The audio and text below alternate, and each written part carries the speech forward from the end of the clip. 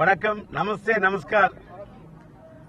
இன்று டெல்லி மாநகரிலே 25வது நாட்களாக அரை நிர்வாணமாக வெயிலை பொருட்படுத்தாமல், மழையை பொருட்படுத்தாமல் விவசாயிகளுடைய நிவாரணத்துக்காக போராடி கொண்டிருக்கக்கூடிய தென்னிந்திய நதிகள் இணைப்பு விவசாயிகள் சங்கத்தின் சார்பாக தன்னுடைய குரலை உயர்த்தி கொள்கைக்காக போராடி கொண்டிருக்கக்கூடிய ஐயாக்கன் அவர்களோடு தமிழகத்திலிருந்து வந்து இந்த விவசாய குடும்பங்களுக்காக, இந்த விவசாயத்துக்காக, விவசாயிகளுக்கு நிவாரணம் வேண்டும் என்பதற்காக டெல்லியிலே இருக்கக்கூடிய மத்திய அரசு பாராமுகம் காட்டிக் கொண்டிருக்கக்கூடிய பாரதிய ஜனதாவின் மாண்புமிகு பிரதமர் மோடி அவர்களுடைய அரசுக்கு எங்களுடைய குரல் ஒலிக்க வேண்டும் என்பதற்காக இன்று வரை விதவிதமாக தங்களுடைய குரலை உயர்த்தி காட்டிருக்க கொண்டிருக்கக்கூடிய தமிழக விவசாயிகளின் போராட்டம் இன்றைக்கு திரைப்படங்களின் வெள்ளி விழா என்று சொல்வதைப் போல 25வது நாட்களாக அவர்கள் வெற்றிகரமாக போராடி கொண்டிருக்கிறார்கள். வெற்றிகரமாக என்று சொல்லும் போது வேதனையோடு போராடி கொண்டிருக்கின்றார்கள். இந்த போராட்டம் சாதாரண போராட்டம் அல்ல. இந்தியா என்பது ஒரு விவசாய நாடு. 70% பார்த்தால் விவசாயத்தை நம்பிதான் இந்தியா இருக்கிறது.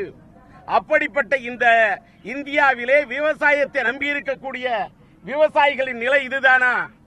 இந்தியா சுதந்திரம் அடைந்ததிலிருந்து இந்தியாவிலே யாரை எடுத்துக்கொண்டாலும், ஒரு கண்ணாடியை உற்பத்தி செய்தாலும் சரி, ஒரு பவுடர் கம்பெனி ஆரம்பித்தாலும் சரி, சோப்பை உற்பத்தி செய்தாலும் சரி, உற்பத்தி செய்கின்றவன் அதன் விலையை அவர்கள் நிர்ணயிக்கின்றார்கள்.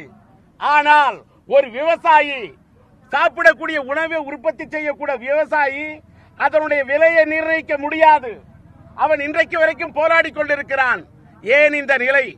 அது மட்டுமல்ல, தமிழ்நாட்டிலே விவசாயிகள், நான் தஞ்சை மாவட்டத்தைச் சேர்ந்தவன், விவசாய குடும்பத்தைச் சேர்ந்தவன், டெல்டா ஒருங்கிணைந்த தஞ்சை மாவட்டத்தைச் சேர்ந்த டெல்டா மாவட்டத்தைச் சேர்ந்தவன். அந்த காவிரியிலே காவிரி தண்ணீர் கிடைக்காமல் அங்கே இருக்கக்கூடிய விவசாயிகள் வேதனையிலே என்ன செய்தார்கள்? எலிக்கறி சாப்பிட்டார்கள், பாம்பு கறி சாப்பிட்டார்கள். அந்த நிலைமை ஏன்? அப்படியெல்லாம் அவர்கள் எலிக்கறி சாப்பிட்டதை, பாம்பு கறி சாப்பிட்டதை தமிழ்நாடு அரசுக்கு முன்னால் போராடினால் நிவாரணம் என்று எதை கொடுக்கிறார்கள்?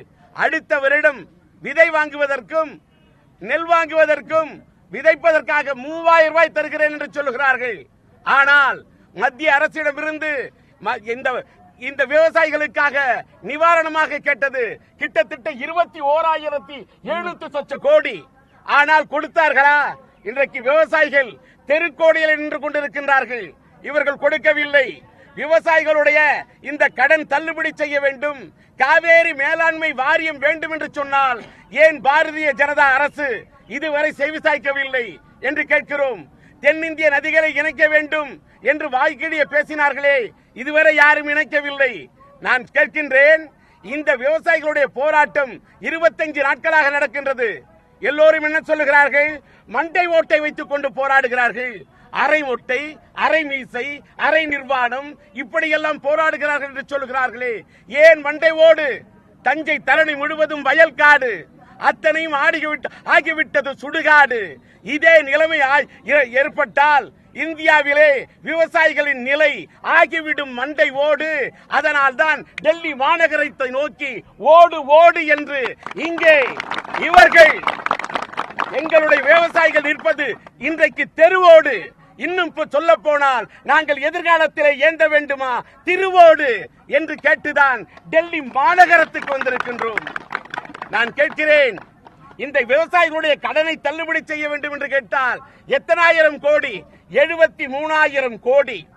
ஆனால் இந்த 73 இந்திய அளவிலே நான் சொல்கிறேன், இந்தியாவிலே இன்றைக்கு 73,000 கோடி என்று சொன்னால் ஒரு தனிப்பட்ட கார்ப்பரேட் கம்பெனி அதானிக்கு எடுத்துக்கொண்டால் எவ்வளவு பாக்கி இருக்கிறது தெரியுமா? 73,000 கோடி. இந்தியாவில் இருக்கக்கூடிய மொத்த கார்ப்பரேட் கம்பெனிகளின் மொத்த கடன் 7 லட்சம் கோடி. அதிலே இந்த விவசாயிகளுடைய கடன் 10%. இந்திய நாட்டு பொருளாதாரம் 2.5 trillion US dollars. அதிலே இந்த விவசாயிகளின் கடன் என்பது 0.00001%. இதை செய்து தருவதற்கு மோடி அரசுக்கு என்ன கேடு? ஏன் செவிசாய்க்க மறுக்கிறார்கள்? இவர்களை பொறுத்தவரையில் இவர்கள் கொடுப்பதெல்லாம், முன்னுரிமை கொடுப்பதெல்லாம் அதானி, அம்பானி. ஆனால் என் விவசாயி நிற்கின்றான் இங்கே, இவன் தான் இந்த நாட்டின் பிரதானி. பிரதானிக்கு முன்னுரிமை கொடுக்க மாட்டார்கள். அதானிக்கும் இவர்கள், அம்பானிக்கும் இவர்கள் முன்னுரிமை கொடுப்பார்கள். இது நாடா? இதுல என்ன பண்றாங்க எல்லாரும்? Making fun about the farmers' activities for biting dead snake and they displaying the skulls. But my point is, the government cunningly killed the farmers' life. Not only that, they have forced our farmers to bite, B-I-T, bite the dead snake, to get the bites, B-Y-T-E, in this media. So that only, why? To attract the attention of the government, not only the government, this media and the people, so that only they had to do something. This is the big thing.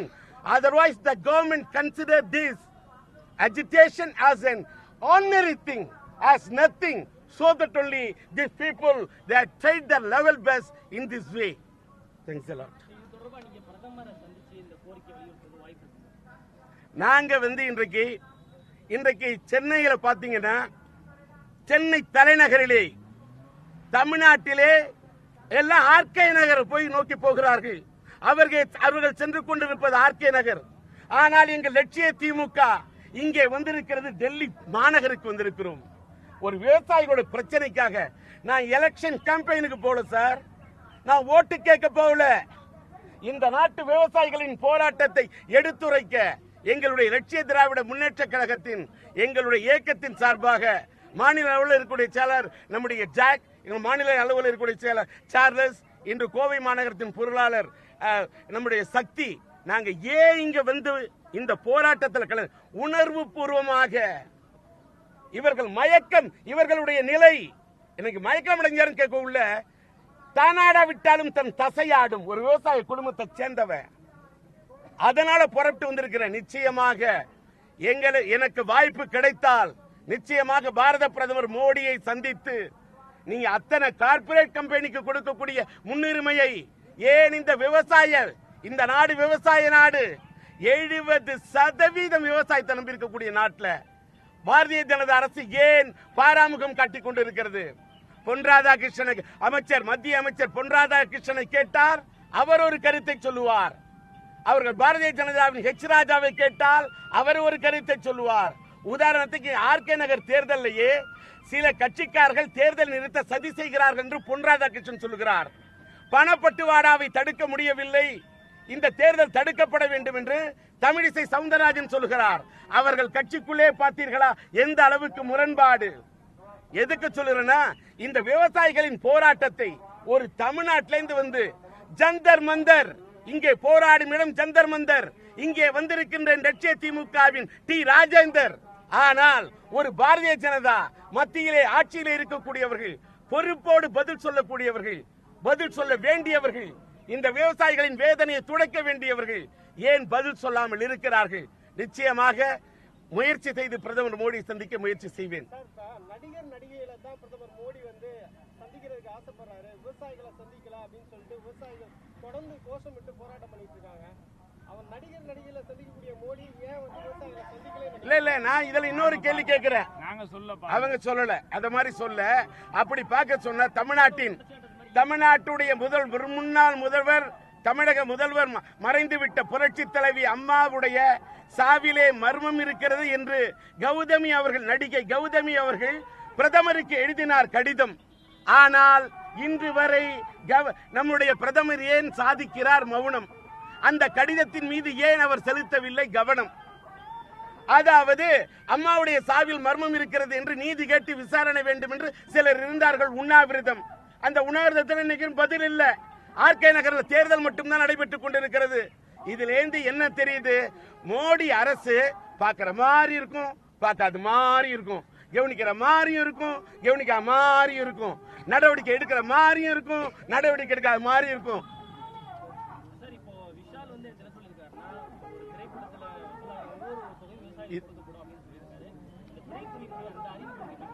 Sir, இதை பத்தி நான் எந்த விதமான கருத்தும் சொல்ல விரும்பல.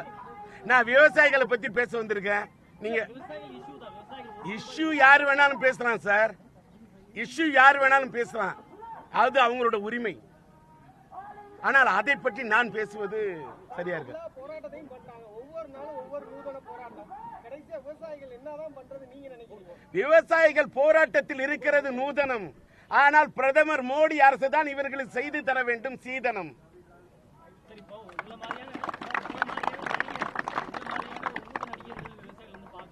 நான் நடிகரா வரல சார், லட்சிய திமுகவின் தலைவரான பொலிட்டிக்கல் பார்ட்டியில் இருந்திருக்கேன். புரட்சி தலைவர் மக்கள் தலைவர் எம்ஜிஆரோட ஆட்சி காலத்திலிருந்து அரசியல போராடுறேன். முன்னாள் திராவிட முன்னேற்ற கழகத்தின் கொள்கை பரப்பு செயலாளர் இருக்கிறேன். முன்னாள் சட்டமன்ற உறுப்பினர், மாநில சிறுசேமிப்பு துறையின் துணைத் தலைவர், லட்சிய திமுகவின் தலைவர்.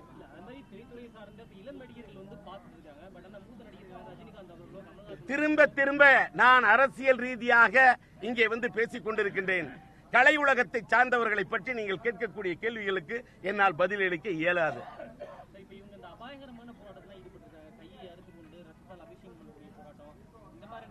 சரி, கையை அறுத்துக் கொண்டு சிந்துகிறார்கள் ரத்தம். இதை பார்த்துவிட்டு பாரதிய ஜனதா அரசுக்கு ஏன் துடிக்கவில்லை ரத்தம், கொதிக்கவில்லை ஏன் சித்தம் என்று நான் சொல்லுவேன். அவர்கள் மீது குத்தம். அறிவுரை எப்படிலாம் ரத்தத்தை சிந்தணும்னு அவசியம் இல்லை. ஆனா எங்களுடைய ரத்தத்தை விட வேர்வையை சிந்த வச்சு, எங்களுடைய கண்ணீரை சிந்த வச்சு இன்றைக்கு பாரதிய ஜனதா அரசு ஏன் வேடிக்கை பார்க்கிறது என்பதே என்னுடைய கேள்வி. திமுக தலைவர் ஸ்டாலின் முதற்கொண்டு இங்க வந்துட்டு போனாரு. ஒரு அனைத்து கட்சி கூட்டத்தை கூட்டி ஒருங்கிணைந்து மொத்தமா வந்து பிரதமரை சந்திக்கிறதுக்கான ஒரு வாய்ப்பு இருந்தும் கூட அது மாதிரி ஏன் நீங்க ஒருங்கிணைக்க கூடாது? அந்த மாதிரி வாய்ப்பை அதாவது சட்டமன்றத்தில் 88 எம்எல்ஏக்களை வைத்துக் கொண்டு கேட்க வேண்டிய கேள்விகளை கேட்க வேண்டிய திராவிட முன்னேற்ற கழகத்தின் செயல் தலைவர், சட்டமன்றத்தின் எதிர்க்கட்சி தலைவர் ஸ்டாலினிடம் கேட்க வேண்டிய பிரதான கேள்வி. அது கூட டெல்லியில இவர்கள் எல்லாம் போராடுகிறார்களே, ஆர்கே நகர் தொகுதியில கேட்டுக் கொண்டிருக்கிறீர்களே ஓட்டு, இந்த விவசாயிகளுக்கு பாரதிய ஜனதா அரசு வைத்துக் கொண்டிருக்கிறதை வேட்டு என்று எல்லோரும் பாடினார்கள் பாட்டு. அதை கேட்டு அதன் பிறகுதான் டெல்லிக்கு அவர் வந்தார் என்பது என்னுடைய குற்றச்சாட்டு.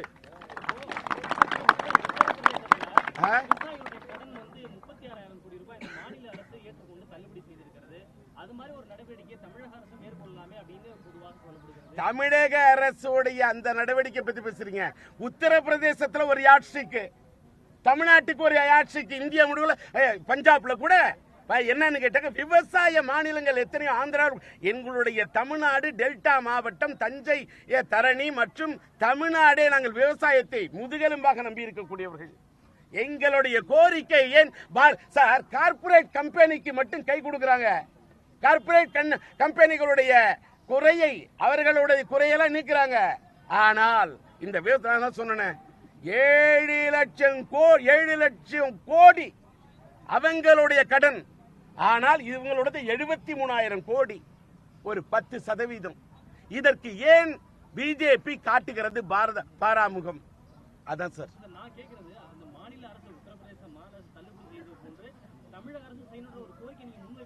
நிச்சயமா தமிழக அரசு முன்னாடி அந்த கோரிக்கை வைக்கிறோம். வைக்கிறத மட்டுமில்லை, இன்னைக்கு ஹைகோர்ட்ல ஒரு ஆர்டர் வந்திருக்கு. They have to execute the order. அந்த ஆர்டரை அவர்கள் நிறைவேற்ற வேண்டும். அது மட்டும் இல்ல, சும்மா வறட்சி நிவாரணம், வறட்சி மாநிலம்னு அறிவிச்சா போறாது சார். அந்த பேப்பரை எடுத்துட்டு போய் என்ன நாக்கு போட்டு வலிச்சாக்கா பசி தீந்துருமா?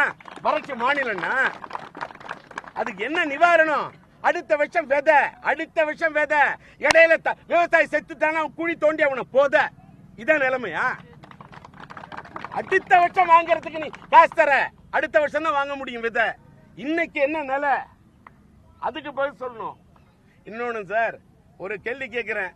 இங்க வந்தேன், நீங்க you are raising the question in front of you, I am giving the answers.